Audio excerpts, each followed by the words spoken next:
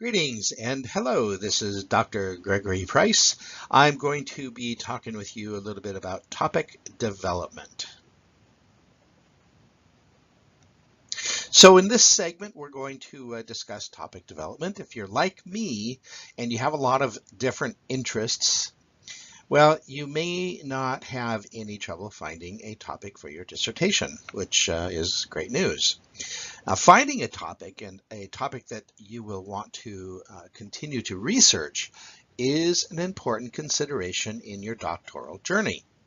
So as we continue on in this video presentation, wrap your head around some of the strategies you may find useful and helpful. And we'll present some of those strategies within this particular presentation.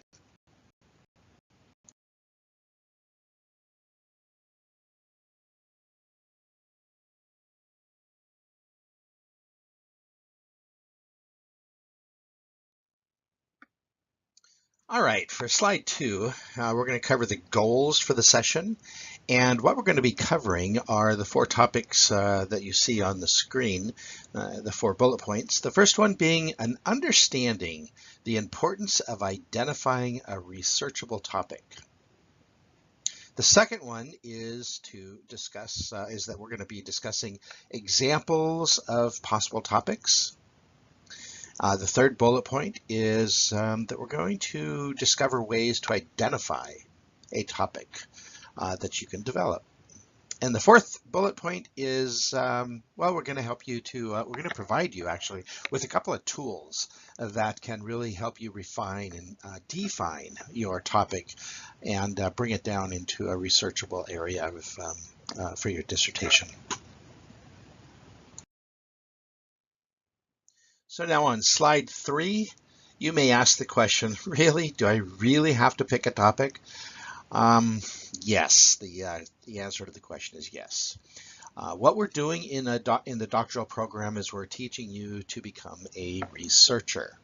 So through this doctoral process, learning to become a researcher means you will need to know how to identify a researchable topic. You will want to understand a problem, how to look at a problem, and then how to break down the problem into a researchable topic. So on slide 4, as you work through the challenge of identifying a topic for yourself, primarily the message here is understand that the path may not always be straightforward or a straight line. The Family Circus is a cartoon I grew up with, and now that I have kids, have had kids myself, they're grown now, and also have gone through this process of identifying a topic for myself through the dissertation, this cartoon makes a whole lot more sense. So keep in mind the path is not straightforward. You may find that it might be for you, but generally speaking, it's not going to really be a straightforward process. You're going to uncover many different interests, but in the end, you will choose one.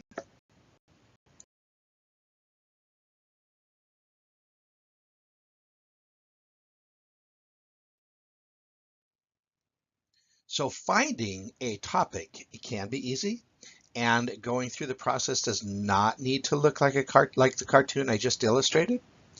But yes, finding a topic can be easy, so let's work on that together, and let's find a way to make it easy for you.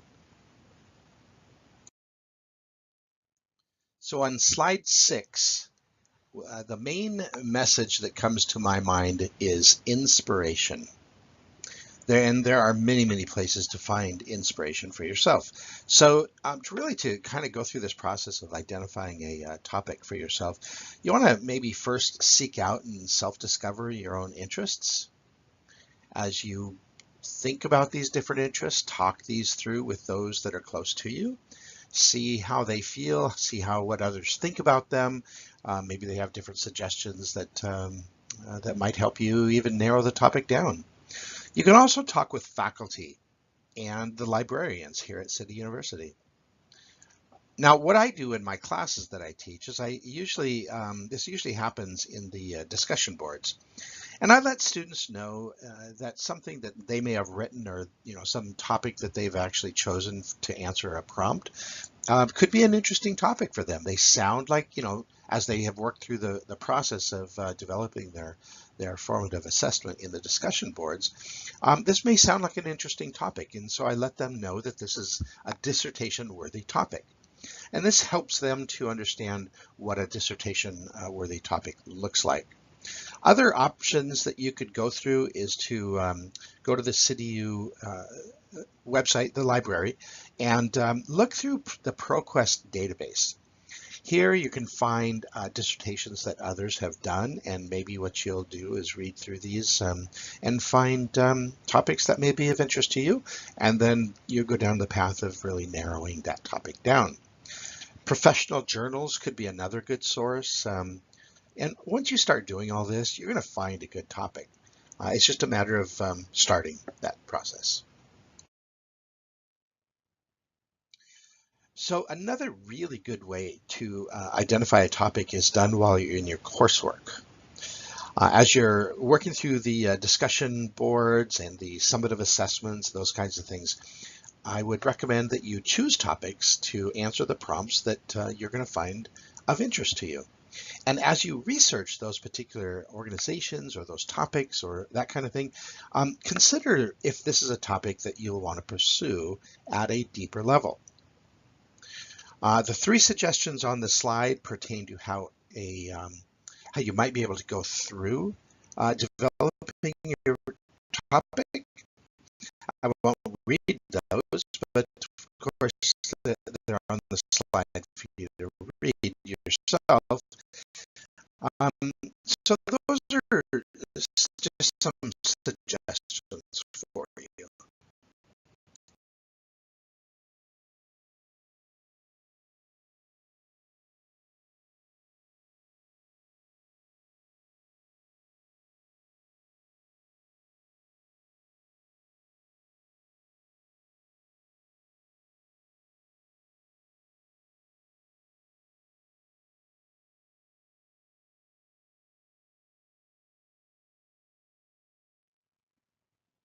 The goal of slide 8 actually has many different researchable topics. You'll find that on the left side of the screen is topics in education, and on the right side will be topics in business. Now, of course, these can be intermixed. You can find coaching opportunities within education and attendance variables within business. So it doesn't mean that these are exactly underneath business and underneath education. They're there for you as examples.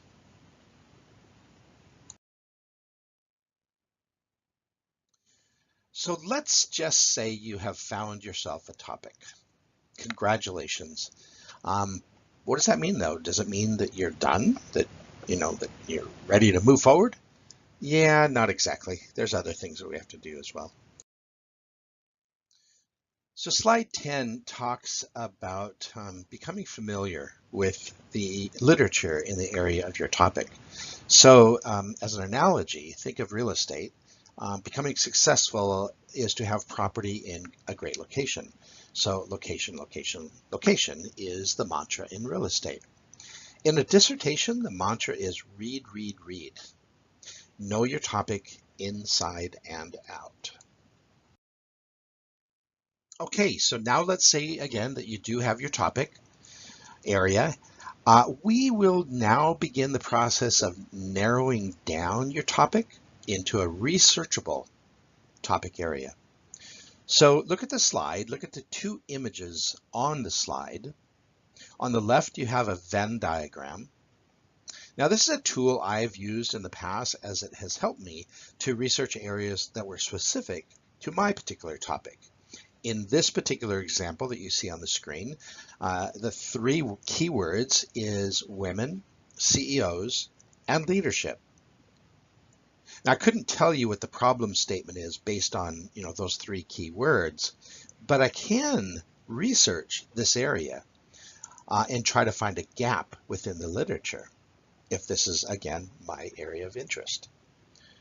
You could do this by reading the articles surrounding the topic of women, CEOs, and leadership, and by looking at the different reading all of the journal articles that you can find, you'll be able to identify a topic, a researchable, dissertation-worthy topic. Now on the right side, another tool that we have here is a mind map. The topic here is climate change. And searching for your specific topic can be done through the use of this mind mapping tool. Using this tool can bring your topic into a researchable focus, as they have done on this particular screen. Notice the black is the topic. The purple areas are really kind of primary topic areas surrounding climate change. And then what we have in the kind of the pink colors and the blue colors would be, well, the pink colors, I should say, is the next step to the mind map. And then you have the blue colors that even reaches further into the mind mapping area. Now this will help you to really identify the areas that you want to dig down into. And as we move through the coming slides, you're going to see how that actually works. So what I'm going to do on the next several slides is take you through my process, an example, if you will. And it wasn't easy, it wasn't straight by any means, but I'll just kind of share with you in a brief way how that process worked out. So my topic was failed businesses. Okay. Wow. Okay, that's a big topic, right? So consider that now that I have my topic, and yay, I'm really, excited. Now I have to find out how to make that into a dissertation-worthy topic. So what I did is I researched and I learned about entrepreneurship, and I wrote class papers on it for 3 years. In the dissertation phase, the prospectus was very challenging, and because I didn't really have it narrowed down. So as I was working with my chair asked, well, what about failed businesses? Just a simple question, right? And how do businesses fail? And why do businesses fail? So I got to thinking about those questions, and the next slide is going to show you what I did with those particular questions. So what I'm showing you on this particular slide is my use of the mind mapping tool. So I put failed businesses right in the center, and then I started putting around the center different parts of failed businesses that I could think of pertaining to failed businesses. And as I did, you can see that I've got these poor, no business plan, no passion, small business startup, entrepreneurship, lack of money, poor leadership, and on and on. And this helped me to really define, if you will, failed businesses. So the next slide is going to show you the next step in this process. So this slide is the same slide. It's just I've put in, I've highlighted, if you will, 3 different keywords. And those keywords were entrepreneurship, leadership, and poor decision making. So by going through this process, I was able to look at 3 key areas. And these 3 key areas is really, well, what I'm going to show you on the next slide is how I used those 3 key areas. So what I did with those 3 key terms was I put them into a Venn diagram. So leadership, decision-making, and entrepreneurship. And so how you go about researching this is you look for leadership and entrepreneurship. Use those 2 keywords in as your research keyword topics, if you will, within the CityU database. And you get many, many articles. And then what you do is you look for entrepreneurship and decision making. And then you find articles in that space as well. And then you look for leadership and decision making. Now, by finding so many articles in this space of identifying how the keywords work with each other using the Venn diagram, I'm able to look at the gaps in the literature to find that area within the center. And you can only do that by studying the literature. You can't just kind of guess it because you don't know what the literature is telling you. So you have to go find it within the literature. So this is a way that you can break it down and try to find that particular center area. So hopefully those several slides just prior help you to learn the path, if you will, of breaking down a topic area and breaking it down further into a researchable topic. Once you have found a researchable topic, then you start asking other questions. Do you have access to the spaces and places needed for your topic of study? Is there enough time? This is a dissertation. You don't want to solve the world's problems. You just want to find that little space in the literature that you're trying to try to solve. And by trying to solve that little space in the literature, you're learning through this doctoral process of how to be a doctoral researcher. You're going to find, and this will happen to you, you're going to find that through the research, you're going to find many, many, many other areas to study, but complete your doctoral dissertation research and have all these other topics that you might go down the path of researching after you have finished. So, maintain focus. The third bullet point talks about the topic. Does the topic complement your intellectual strengths and background? Is the topic relevant and timely? That's also very important. Has a lot already been written on the topic? If that's kind of a double-edged sword there. It could be something that's not well researched, which means that there won't be very much written on it.